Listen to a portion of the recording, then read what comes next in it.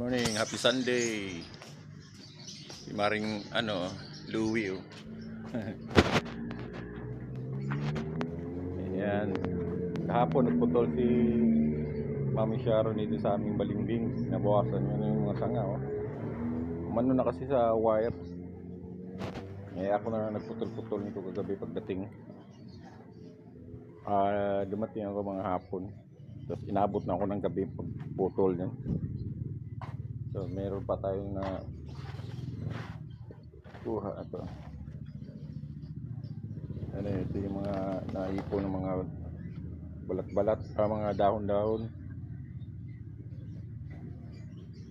Medyo lumiwanag na kunti dito sa harap.